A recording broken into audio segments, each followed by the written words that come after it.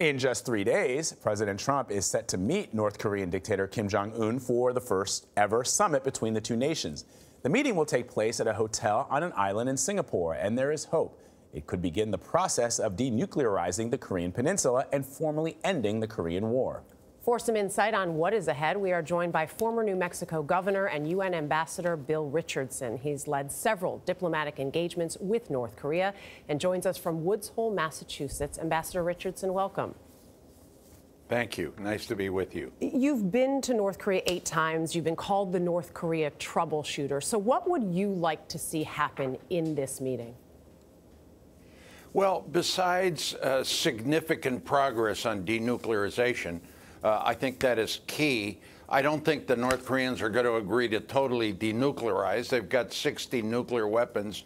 I'd like to see progress on 2 other fronts. One, in the area of a peace treaty, in the area of a security guarantee for North Korea, but also in the area of human rights. I'd like to see some progress on getting the remains of our soldiers from the Korean War back to their families.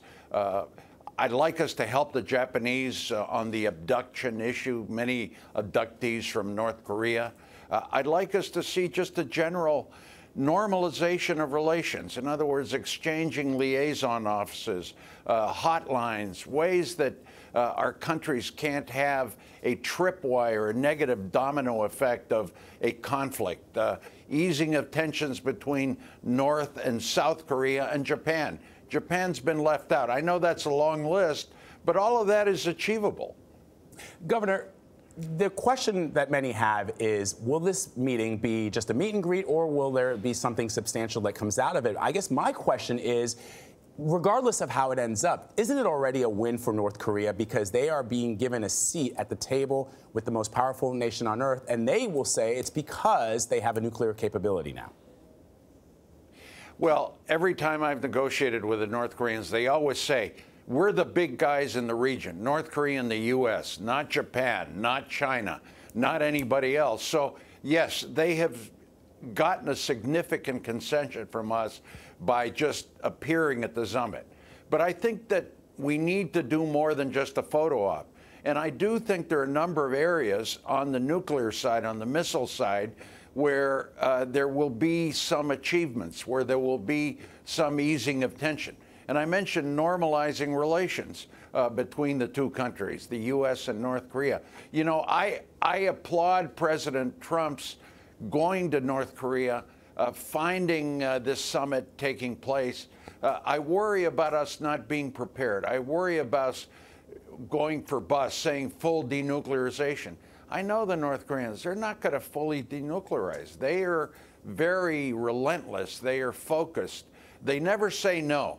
And my hope is that the President and Kim Jong Un find a way to talk to each other off the sidelines, just the 2 of them. Find a way to build some trust, because that's very big for the North Koreans. And I think the President needs to move beyond the talking points and the rhetoric and build a relationship with this man who is still very unpredictable. Your last book, How to Sweet Talk a Shark, so you know what it is like and what it takes to negotiate with people that may be unpredictable, and we have 2 in this meeting. What's the key to the negotiation then here?